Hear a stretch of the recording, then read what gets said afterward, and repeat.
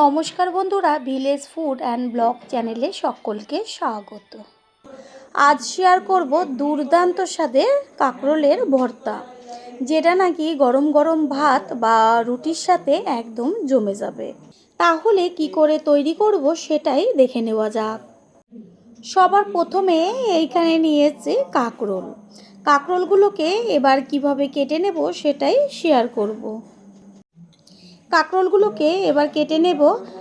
সামনের দিকে আর পেছনের দিকে সামান্য অংশ কেটে বাদ দিয়ে দেব। তারপর যে কাটা কাটা অংশটা থাকে সেটা হালকা করে ছুরি বা বটির সাহায্যে কেটে নিতে হবে। দেখাই যাচ্ছে যে কতখানি হালকা করে কেটে নিচ্ছি। এইভাবেই সমস্ত কাঁকরোলগুলোর গায়ের থেকে যে কাটা কাটা অংশটা থাকে সেটাকে কেটে নিব।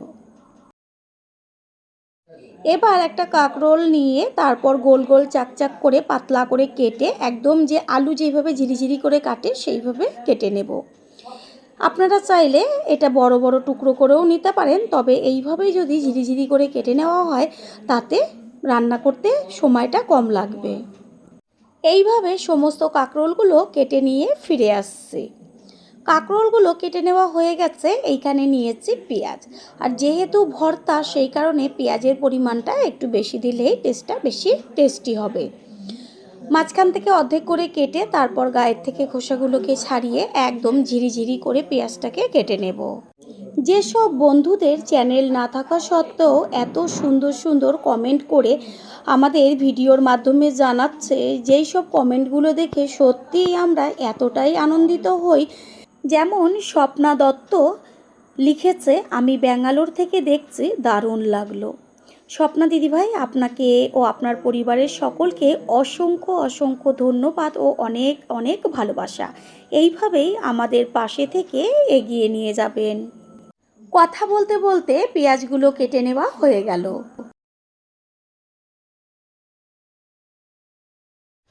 পেঁয়াজের পরে রসুনটাকে ছুলে নেব। এখানে আমি দুটো ছোট সাইজের রসুনের গোটা রসুন ব্যবহার করেছি। এবার রসুনের গায়ের থেকে রোয়াগুলোকে ছাড়িয়ে তার যে খোসাগুলো হয় সেগুলোকে ছাড়িয়ে নেব। একটা রসুনেরও যেন খোসা না থাকে, আর খোসা থাকলেও সমস্যা নেই, ওটা যদি থেকে যায় ভাজার সময় সব খোসাগুলো রসুনের থেকে আলাদা হয়ে যাবে। এইভাবে সমস্ত রসুনের গায়ের থেকে খোসাগুলো ছাড়িয়ে নিয়ে ফিরে আসছি। এবার কেটে নেব ধনেপাতা, আর ধনেপাতার পরিমাণটা আমি একটু বেশি ব্যবহার করেছি।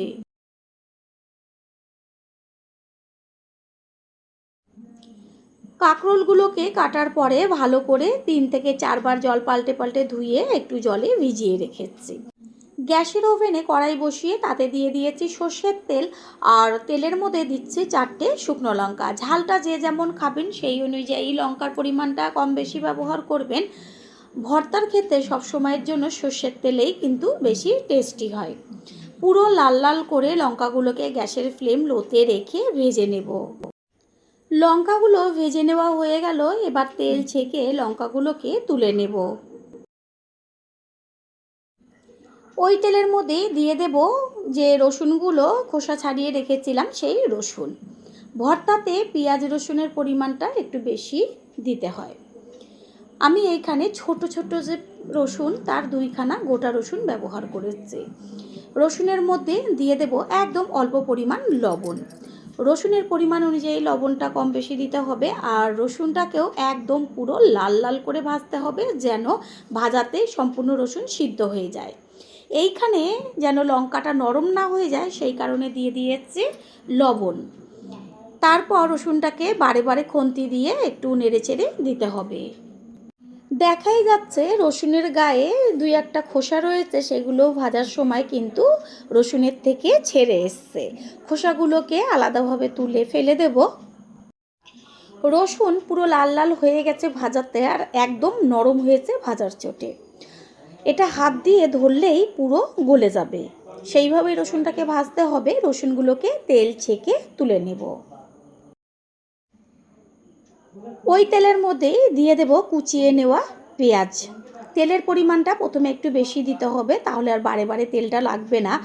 আর এই যে তেলের মধ্যে সমস্ত কিছু আলাদা আলাদা করে ভেজে নিচ্ছি, তার ফ্লেভারটা থেকে যাচ্ছে। পেঁয়াজের মধ্যে দিয়ে দেব হলুদ। আমি এখন কোনো লবণ ব্যবহার করব না, কারণ তেলের মধ্যে তো লবণ আছে, তাতেই অনেকটা লবণ পেঁয়াজে হয়ে যাবে। পরে চেক করে আবার দিয়ে দেব। পেঁয়াজ একদম লাল লাল করে ভেজে নিতে হবে, গ্যাসের ফ্লেম লো টু মিডিয়ামে রেখে। পেঁয়াজটা ভাজা হতে থাক, অন্যদিকে যে আমি শুকনো লঙ্কা আর রসুন ভেজে রেখেছিলাম, এবার সেগুলোকে হাত দিয়ে ভেঙে নেব। শুকনো লঙ্কা তো লবণ দিয়েছি, কোনো রকম নরম হবে না। ভালোভাবে লঙ্কাগুলোকে হাত দিয়ে বেশ একদম ভেঙে চুরে গুঁড়িয়ে দেব। এবার রসুনগুলোকেও একইভাবে হাত দিয়ে ডলে নেব। এত সুন্দর ভাজাতে সিদ্ধ হয়ে গেছে, দেখবেন হাত দিয়ে ডলা মাত্রই একদম মোমের মতন গলে যাবে। এইভাবে রসুনগুলোকে হাত দিয়ে চেপে তারপর ফিরে আসছে। এদিকে পেঁয়াজেও সুন্দর একটা কালার আসছে, আর একটু 2 থেকে 3 মিনিট মতন ভেজে নিলেই খুব সুন্দরভাবে লাল লাল হয়ে যাবে। পুরনো বন্ধুদের সবসময় আমাদের পাশে এইভাবে ভালোবেসে থেকে এগিয়ে নিয়ে যাবার জন্য অনেক অনেক ভালোবাসা। পেঁয়াজগুলো কত সুন্দর ভাজা হয়েছে, কালারটা দেখা যাচ্ছে। এবার এগুলোকে কড়াই থেকে তুলে নেব।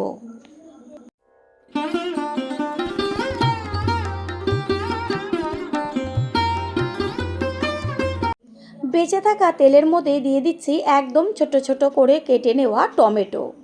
ঠিক সমস্ত উপকরণগুলো এইভাবে আলাদা আলাদাভাবে ভেজে নিতে হবে। আর টমেটোটা তাড়াতাড়ি মজে আসার জন্য এর মধ্যে দিয়ে দেব একদম অল্প পরিমাণ লবণ। প্রথমবার যারা আমাদের চ্যানেল ভিজিট করছেন তাদের আন্তরিক শুভেচ্ছা ও অনেক ভালোবাসা। আমাদের রেসিপিগুলো যদি ভালো লেগে থাকে সাবস্ক্রাইব করে দেওয়ার অনুরোধ রইল। ও পাশে থাকা বেল আইকনে ক্লিক করলে পরবর্তী ভিডিওগুলো সবার আগে আপনাদের কাছেই পৌঁছে যাবে। টমেটো খুব সুন্দরভাবে তেলে ভাজা হয়েছে, কাঁচা গন্ধও চলে গেছে আর একদম নরম হয়ে গেছে। এবার এটাকেও তুলে ওই পাত্রে রেখে দেব। টমেটো তুলে নেওয়ার পরে সামান্য একটু সর্ষের তেল দিয়েছি, আর তার মধ্যে দিয়ে দিচ্ছি ওই যে কেটে কাঁকরোলগুলো রেখেছিলাম সেই কাঁকরোল ভর্তার ক্ষেত্রে কাঁকরোলটা পেস্ট করে দেওয়ার থেকে যদি এইভাবে ডাইরেক্ট তেলে ভেজে কাঁকরোলের ভর্তাটা তৈরি করা হয়, তাহলে এত টেস্টি হয়, যে খেয়েছেন সে তো জানবেনই, আর যে খাবেন তারপর সে বুঝতে পারবেন। এর মধ্যে দিয়ে দিলাম পরিমাণ মতন লবণ আর হলুদ গুঁড়ো। হলুদ আর লবণটা ভালো করে মিশিয়ে নিয়ে গ্যাসের ফ্লেম লো টু মিডিয়াম করে ভেজে নেব। এমনভাবে কাঁকরোলটাকে ভাজতে হবে যেন ভাজাতে সম্পূর্ণ সিদ্ধ হয়ে যায়। বন্ধুরা, আপনারা যে যেইখান থেকে ভিডিওটি দেখছেন অবশ্যই কমেন্টের মাধ্যমে জানাবেন। আপনাদের ধন্যবাদ জানাতে পারলে সত্যিই আমরা ভীষণ ভীষণ আনন্দিত হব, কারণ আপনাদের করা কমেন্টসগুলো পড়ে আমরা এতটাই উৎসাহিত হই পরের ভিডিওগুলো তৈরি করার জন্য।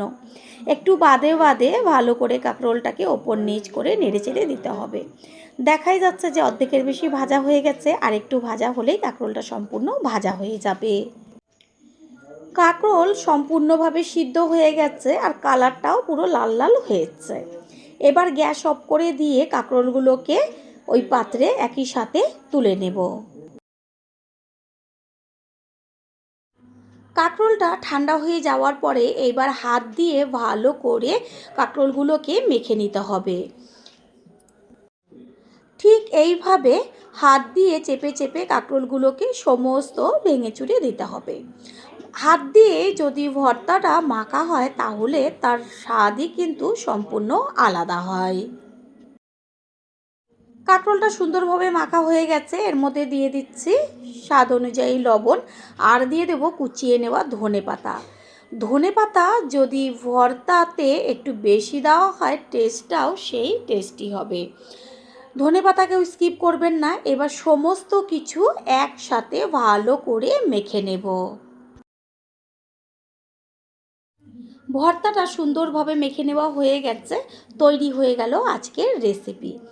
আশা করি রেসিপিটি ভালো লাগলো। আর যদি ভালো লেগে থাকে একটা লাইক, কমেন্টস, পারলে একটা শেয়ার করে অবশ্যই জানাবেন। আপনাদের করা একটা লাইক ও লাইকের পাশে থাকা হাইপ আর একটা শেয়ার আমাদের কাছে অনেক অনেক গুরুত্বপূর্ণ। All friend, thanks for watching my video. আপনারা সকলে ভালো থাকবেন, সুস্থ থাকবেন। আবারও দেখা হবে অন্য কোনো রেসিপির এপিসোডে।